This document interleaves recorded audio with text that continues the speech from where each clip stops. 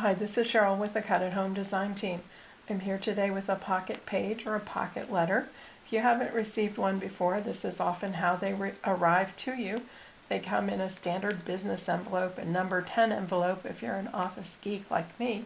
And this is often the way it happens. It's folded up and tied with a nice little ribbon. If we slide the ribbon off to see what else is here, then you can see we unfold it and you begin to see the pocket page emerging then. This is the back side of it. To create the back side, what I did is take a piece of graphic 45 paper from the Children's Hour. This is the month of June. And I just cut the pieces that would fit in here, just continuous cut. So they're all 3.5 inches high, 2.5 inches wide to fit the pockets. So I just kept cutting across and up. And so the pages, if you put them all together, you'd have a consistent page. So very, very fun. On the other side is where you find your surprises. Usually there's a theme to a pocket page. This one is sort of like pink and love, and it could be Valentine's Day or it could be something else. So what I did was go through my collection of dies and that sort of thing. I guess I didn't include any stamps on this, dies and embellishments. And I tried to come up with some things that were pink and looked like they fit together.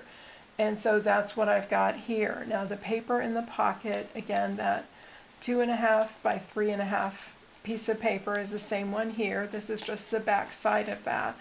And so first thing I did was cut a little bit smaller tags to fit in the pocket, a little bit of a decorative tag to make it look prettier.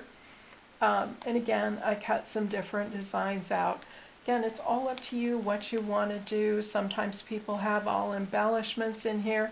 Sometimes they have stamped elements. There's lots of different ways you can go with a pocket page. Again, usually it follows a theme. If you're sending it to a friend or someone you want to get to know better, oftentimes there's little notes tucked inside any of the pockets or some in particular.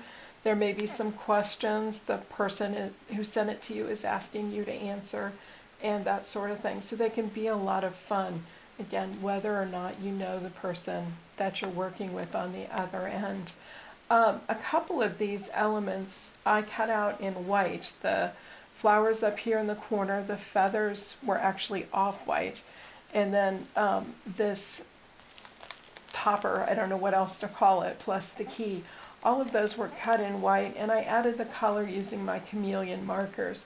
And I wanted to take the opportunity to just show you a quick technique using chameleons that you can use anytime that you use the markers to sort of smooth things out and get a better final appearance. So I'm going to focus on the feathers up here in the corner. This is how I did the feathers. I started out with the plain design, and then I took my gray marker and I just added a few lines of color to it. You don't have to be particularly fancy or precise with this. Again, we're going to do a technique that will sort of blend and smooth it out. I'm going to add in my center line there. Not terrible, but not really what I want to put in my pocket page. So what I did with mine was take the colorless blender, and this is also a Chameleon product. If you didn't buy the 22 marker set, you'll need to buy this separately. But it's definitely available separately. I'm using the brush end of it, and I'm just going to go over all of those lines and smooth them out a little bit. Now, while you're doing this, you're applying a colorless solution that acts to blend out any color that you have there. So where you wanted a solid line, for me at the base of this stem, I wanted that to be more solid. I'm going to go over that a couple more times. And I'm going to work up my other lines, particularly the line up the stem. And main thing is I want to check my tip. My tip is looking a little gray, so I want to color that off before I replace that cap. Any color you leave remaining with your colorless blender will ultimately turn your blender colors. Not dark colors, very light colors, but it will still be there. Now make sure you've got scratch paper underneath when you're doing this, because what happens is your marker begins to bleed through. And that's the side that I actually used for my feathers. The softer side that gives me a much softer, prettier look. This isn't quite dry yet. it will turn about the same color that you see there, so it's the same gray marker. You can do that with other things. I did that with the flowers here.